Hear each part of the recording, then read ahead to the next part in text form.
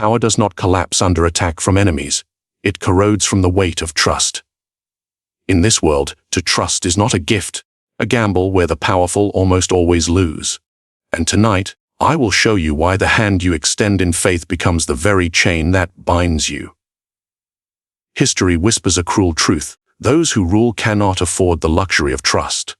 For every ally hides ambition, every friend conceals a blade, and every oath is a veil for self-interest. The throne is not betrayed by open war. It is undone by the confidences placed in others. To be powerful is to walk in shadows, where loyalty is rented and deception is permanent. In this exploration, we uncover why trust, that virtue praised by the weak, becomes the heaviest burden of the strong. Power is not lost by the sword. It is surrendered by trust. Think of it: the instant you extend faith in another, you hand them the very keys to your downfall. You reveal where you are blind. You expose where you can be struck. And in politics, in war, in the games of influence, that revelation is fatal. History teaches this lesson mercilessly. Consider Julius Caesar. He did not fall on the battlefield. He fell beneath the knives of men he called friends. His downfall was not the strength of his enemies, but his willingness to believe in the loyalty of those who shared his table. The dagger always hides closer than the spear. Why? Because trust blinds. When you trust, you stop questioning, you stop doubting. You grow comfortable, and in comfort you grow weak. Ask yourself, how many betrayals in your own life came from strangers? Very few. The deepest wounds come from those you welcomed. The confidant who whispered your secrets to others. The partner who promised forever, but quietly plotted escape. The colleague who smiled at you while sharpening their ambition behind your back. Strangers cannot hurt you deeply. Only those you trusted can. This is the paradox of power. The higher you rise, the more hands you need. Yet the more hands you invite, the greater the chance one hand will strike. Trust becomes not a gift but a liability. Psychology confirms this. Trust releases a flood of comfort, oxytocin, the so-called bonding hormone. It disarms suspicion. It convinces you that another's interests align with yours. But interests shift like tides, and when they shift, trust turns into a trap.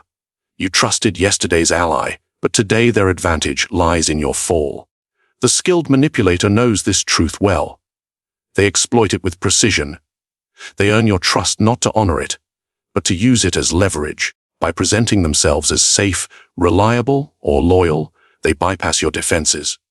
And once inside, they strike where no enemy ever could. You may believe you are strong because you trust carefully, selectively. But even that is dangerous.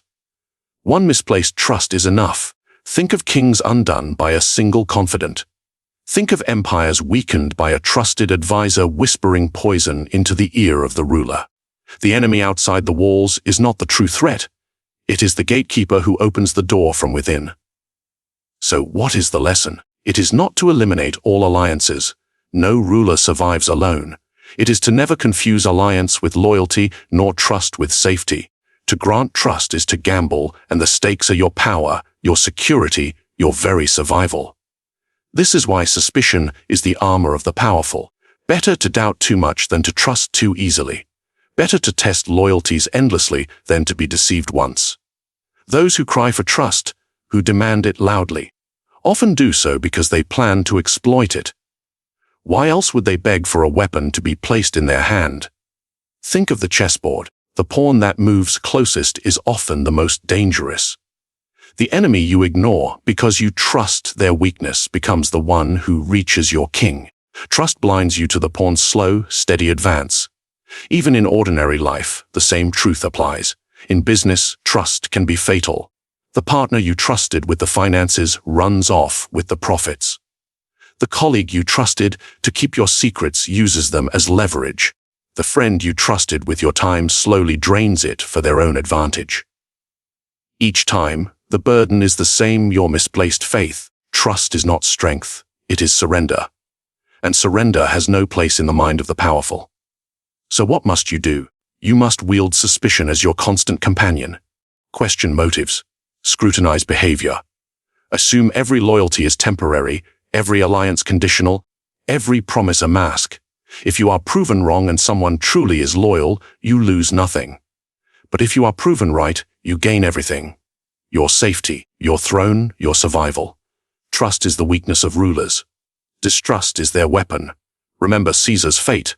Remember every leader undone not by armies, but by allies. And remember this: to trust is to invite death, but to doubt is to remain unbroken. Now let us go deeper. If trust is weakness, what then is loyalty? And can it ever be more than a transaction? That is the burden we shall confront in the next step. Loyalty is not eternal. It is not sacred. It is not bound by honor or oath. Loyalty is a transaction, a contract written not in words but in interest. Do you believe someone follows you out of pure devotion? That they serve you for the sake of your greatness? No. They serve because in your shadow, they gain light. They stay because your rise carries them upward. And when your fall threatens theirs, they will abandon you without hesitation. History proves it again and again. Consider Alexander the Great. His generals marched across continents with him, not because of undying love, but because his conquest enriched their ambition. When he died, what happened? They carved his empire like vultures tearing apart flesh. Their loyalty ended with the profit he could no longer provide. Loyalty is never to you. It is to what you represent. To the rewards, the protection, the opportunities you create. The moment those vanish, loyalty dissolves like smoke. And yet, so many rulers forget this. They believe in the poetry of faithfulness. They mistake obedience for devotion. They confuse convenience with commitment. And in that confusion, they are betrayed. Ask yourself, how many people in your own life remain by your side because of who you are, and how many remain because of what you offer? Status, comfort, connection, advantage. Strip those things away, and would they still be there? Psychology makes the truth clear. Humans act through self-interest. Every relationship is built on an exchange, attention for attention, value for value. The idea of unconditional loyalty is a myth, a story told to children and fools. Adults live by trade. The wise ruler, therefore, does not seek eternal loyalty. He seeks to manage interests, to bind others not by sentiment, but by dependence. Make their prosperity hinge on your own, and they will stay. Cut their benefits, and watch how quickly they drift toward another master. Look to the Roman Senate. Senators proclaimed loyalty to the Republic, yet shifted allegiance with every rising general. Pompey, Caesar, Antony, each secured loyalty by offering land, wealth, and power. When fortune turned, so did their faithful followers. The Republic did not die by external conquest. It rotted under the endless bargaining of loyalties. This is not only the game of empires. It is the same in business, in friendship, even in love. Employees remain loyal to a company as long as paychecks flow and futures rise. Friends remain close as long as mutual benefit is exchanged. Even lovers, despite their words of eternity, often anchor their loyalty in what you provide: security, excitement, validation. When that withers, so does their devotion. Does this mean loyalty is useless? No. It means loyalty is currency. Like gold, it must be minted, distributed, and maintained. You do not expect someone to work without pay. Why expect them to serve without reward? The clever ruler does not demand loyalty, he buys it. He pays in opportunity, in recognition, in calculated generosity. And he never forgets that those coins must be continuously minted. The treasury of loyalty is never permanent. But beware. Paying for loyalty does not mean showering others with endless gifts. Overpayment breeds ingratitude, not devotion. When you give too much, loyalty becomes expectation. The loyal servant grows entitled, then resentful when you do not provide more. True mastery lies in balancing reward with control. Just enough to keep them tied, never enough to free them. Think of a falcon tied to the fist of its master. It hunts for him not because it loves him, but because its survival depends on him. That is how loyalty must be managed, not by love, but by necessity. And if necessity fails, then loyalty vanishes, which means the ruler must always have the courage to discard one loyalty and purchase another. Never cling to the loyalty of yesterday if it no longer serves your tomorrow. This is the cold truth: no one is yours forever. They are yours only as long as it benefits them. But understand this, and you turn their nature into a weapon. You learn to negotiate their loyalty like a merchant, not a poet. You learn to keep them bound through interest, not illusion. And when you master this, betrayal ceases to surprise you. You expect it. You prepare for it. You even profit from it. So ask yourself, if loyalty is only a transaction, how then should you appear in the eyes of others? A master of generosity, or a master of deception? That is the question we face in the next truth, the mask of trustworthiness. Power does not require trust. It requires the illusion of trustworthiness. The clever ruler does not bare his heart to the world. He cloaks it. He projects reliability, honor, and constancy, not because he believes in them, but because others must believe in him. Appear trustworthy, but never rely on trust. This is one of the oldest laws of power, one broken only by those who mistake appearances for reality. Consider the Medici in Florence. They survived not because every citizen loved them, but because they appeared as patrons of the people. They projected stability, generosity, devotion to the city. Behind that mask, they were ruthless bankers who bought and discarded allies as easily as coins on a counting table. Their mask bought them obedience. Their reality secured their dominance. Ask yourself, would you follow a leader who admitted he trusts no one? Perhaps not. Suspicion openly declared breeds resistance. But suspicion hidden behind a smile, that disarms you. That makes you believe you are safe. And when you believe you are safe, you are already conquered. This is why the mask of trustworthiness is more powerful than trust itself. People want to believe. They need to believe. In a chaotic world, they crave the idea of a dependable hand guiding them. If you provide that image, they will hand you their loyalty, even as you prepare to betray it. Psychology reveals this weakness. Humans suffer from what scholars call the halo effect. If someone appears honest in one area, we extend that judgment across all areas. A man who smiles warmly is assumed kind. A leader who speaks with confidence is assumed reliable. In truth, the smile can hide cruelty, and the confidence can cloak deceit. But appearances override suspicion. Here lies the advantage for the cunning. You do not need to be trustworthy. You only need to appear so. Your reputation becomes your armor, and with it, you move unchallenged. But the mask must be carefully crafted. Too much transparency, and people see through you. Too much secrecy, and suspicion grows. The balance lies in controlled displays of honesty. Reveal something small, something harmless, and they will assume you reveal all. Confess a weakness you do not care about, and they will think you hide nothing. This is the art of false openness. Think of a card player. The master does not sit stone-faced. He laughs, he gestures, he bluffs. He creates a rhythm that convinces others they can read him. Only then does he strike with the winning hand they never saw coming. The great manipulators of history understood this. Cardinal Richelieu, the architect behind the French crown, appeared devout, humble, even self-sacrificing. In truth, he played factions against one another, crushed opposition, and bent the monarchy to his will. His mask of piety made him untouchable. His reality made him feared. And what of ordinary life? The same game unfolds. The colleague who appears endlessly helpful while positioning themselves for promotion. The lover who projects undying devotion while secretly seeking advantage elsewhere. The friend who smiles warmly while using your secrets for their own elevation. Their mask of trustworthiness is their weapon. And it works, because you want to believe in it.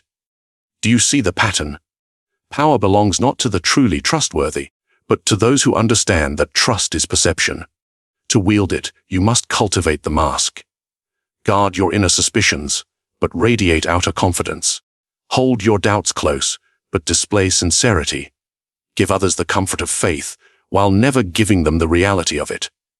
For if you can appear trustworthy, you gain control without effort. People disarm themselves in your presence. They reveal their secrets. They surrender their caution. They even protect you, convinced you would never harm them. And when the time comes, you strike with precision. But beware, the mask must never slip. Once your image cracks, Once people see the suspicion beneath, their loyalty turns to fear, and fear unmasked turns to rebellion. The skill lies not in wearing the mask once, but in wearing it forever. So what is the burden? To live behind the mask is to live in duality. Projecting faith while practicing doubt, promising loyalty while plotting advantage. But it is the only way to rule unbroken. Remember this: those who rely on true trust are undone by betrayal. Those who rely on the mask control betrayal itself. And so I ask you, if the mask is your greatest defense, then what weapon do you wield when you cast aside all others and stand alone? That is the lesson of isolation, the shield of the powerful, and it is where we go next. The higher you climb, the fewer hands you can hold. This is the law of power. At the base, companionship is plentiful. You share meals, laughter, confidences. But at the apex, the air grows thinner. Each step upward strips away another ally, another friend, another illusion of safety. And what remains? Isolation. Many fear this. They imagine solitude as weakness. But in truth, isolation is armor. To stand apart is to deny betrayal its path. To keep distance is to keep control. History reveals this pattern clearly. Consider the emperors of Byzantium. Surrounded by schemers, poisoned by their own kin, they learned the art of survival not through trust, but through distance. The most cunning emperors removed themselves from their court, limiting access, cloaking their intentions, turning themselves into distant figures of awe. Their solitude preserved them, while those who mingled too freely were devoured by intrigue. Think of it: the closer people come to you, the more power they have to wound you. The advisor in your ear may twist your judgment. The ally you confide in may weaponize your secrets. The lover you depend on may one day withdraw their devotion and leave you exposed. Each tie is a chain, and chains bind even kings. Ask yourself, how many disasters in your own life came because you let someone too close? How many regrets stem from words shared in confidence or reliance on someone who failed you? The cost of intimacy is always vulnerability. Isolation then becomes a strategy. By stepping back, you observe more clearly. You see not only what people say, but what they conceal. You are not distracted by the warmth of companionship. You are sharpened by the cold of solitude. It is in this clarity that power thrives. Psychology confirms it. Distance breeds authority. The less accessible you are, the more others project their needs and fears onto you. A leader who is always available becomes familiar, even common, but one who is seen rarely, who speaks sparingly, becomes mysterious, almost divine. Familiarity breeds contempt. Distance breeds reverence. This is why kings sit on thrones elevated above the crowd. Why CEOs retreat to corner offices far from the noise of the floor. Why spiritual leaders withdraw into silence and reappear only in decisive moments. Isolation transforms mere humans into figures of myth. But solitude is not only for appearances. It is also protection. A man surrounded constantly by others cannot think freely. He is pulled in every direction, flooded with voices, pressured by expectations. Alone, he hears only his own counsel. Alone, he plans without interference. Alone, he becomes dangerous. Do not mistake this for weakness. Isolation is not loneliness. Loneliness is the cry of the weak for companionship. Isolation is the choice of the strong to stand apart. It is the fortress of the mind, where strategy is forged without contamination. Think of a fortress itself. It is strongest when its walls are high, its gates narrow, its access limited. Invite too many in, and your fortress becomes a marketplace. Guard it carefully, and it remains unconquered. So it is with your life. Even in ordinary affairs, the principle holds. The entrepreneur who isolates himself from distractions achieves what others cannot. The artist who withdraws from chatter produces work that endures. The strategist who detaches from petty alliances wins the long game. Separation sharpens vision. Yet, isolation must be wielded with care. Too much distance, and you invite paranoia. A ruler who vanishes entirely becomes irrelevant. A leader who hides too much loses touch with reality. The art lies in balance. Isolated enough to protect yourself, visible enough to command obedience. And there is a deeper truth. Those who fear isolation reveal themselves unfit for power. They seek comfort in others, and in doing so, they hand over control. The man who cannot walk alone is always at the mercy of those he clings to. So ask yourself, are you strong enough to endure isolation? Can you embrace the silence, the absence of constant validation, the knowledge that true power demands separation? Because make no mistake, the powerful walk alone. Their path is not crowded, their summit is solitary. And the silence at the top is not emptiness, it is protection. Remember this, every bond is a potential betrayal. Every hand you hold may one day strike. But in isolation, betrayal finds no opening. And yet, suspicion alone is not enough. To survive the highest levels of power, you must not only accept solitude, but learn how to weaponize distrust itself. That is the next lesson. Distrust is not a flaw. It is the ruler's sharpest weapon. Where others see paranoia, the powerful see foresight. To expect deception is not to be cynical. It is to be prepared.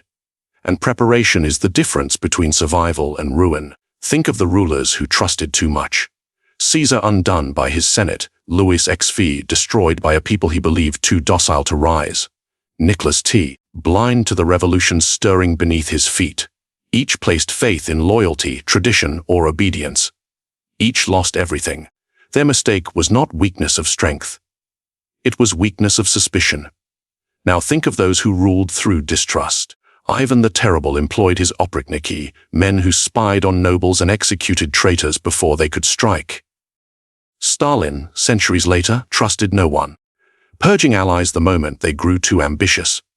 These men lived in a world of enemies, real and imagined, yet they survived longer than those who Machiavelli sought loyalty. Why? Because by assuming betrayal, they controlled it. You may recoil at such ruthlessness, but ask yourself, what is worse? To live in distrust and survive, or to live in comfort and fall? Psychology explains this dynamic. Humans deceive naturally. From childhood, people learn to lie for advantage, to manipulate for reward, to conceal truth for protection. Deception is not an exception to human behavior. It is its foundation. If you accept this, you stop being surprised. And when you are not surprised, you are not destroyed. Distrust grants you power over the game. You begin to read motives instead of words. You ask not what people say, but why they say it. You assume every gesture, every oath, every declaration hides another purpose. This mindset turns you into an observer, not a victim. And once you see the hidden layer beneath appearances, you no longer play the game. You control it. Consider the chessboard. The amateur reacts to moves as they appear. The master distrusts every move, asking what is the hidden threat? Where is the trap? It is this suspicion that lets him dictate the match. So it is in life.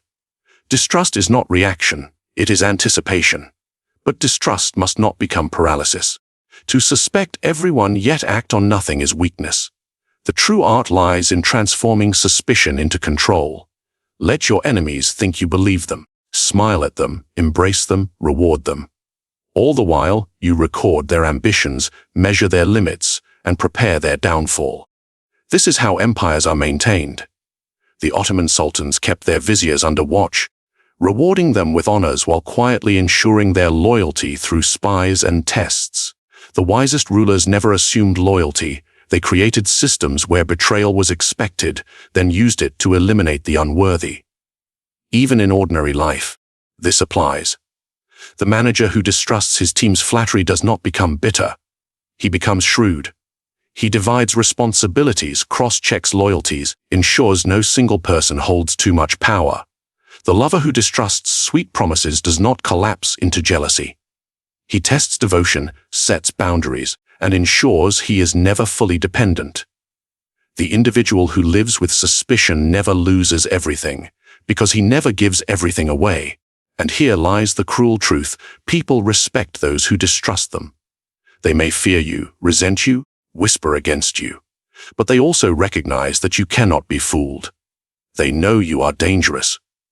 And danger commands respect in a way trust never will. So what is the strategy? It is simple. Expect betrayal. Prepare for it. Design your world so that every act of disloyalty strengthens you rather than weakens you. Turn traitors into examples. Turn suspicion into foresight. Turn distrust into the invisible net that ensnares everyone around you. Do not ask, "Can I trust this man?" Ask instead, "How will he betray me, and when?" By living with this question, you strip betrayal of its sting. When it comes, you are not surprised, you are ready. This is why distrust is not merely protection. It is domination. It forces others to act within the boundaries you already anticipated. It makes their moves predictable. And when people are predictable, they are controllable. Remember this, the naive search for loyalty. The powerful create systems of distrust, and it is in those systems that their thrones remain unshaken. So I leave you with one question. If distrust is the weapon that secures survival, what then is the ultimate price of wielding it too long? That answer, like power itself, is darker than most dare imagine. Power is never about brute strength. It is about control. Not the kind others see, but the kind they never suspect. The greatest rulers do not command with chains. They command with invisible threads. They let men believe they are free, while every choice, every move serves the master's design. To control without being seen, this is the highest art, and those who master it are never overthrown. Ask yourself, do you wish to be admired or obeyed? Do you wish for loyalty or for dominance disguised as loyalty? The weak crave trust. The wise create systems where betrayal is expected and managed. The truly powerful let others think they hold the reins, while in truth every path leads back to the throne. That is how power survives, quietly, invisibly. Absolutely. Now I turn to you. What do you see in these truths? Comment your thoughts below. If you hunger for more strategies carved from the darker side of human nature, subscribe and share this lesson. So others may know, but never truly understand, the mask remains yours.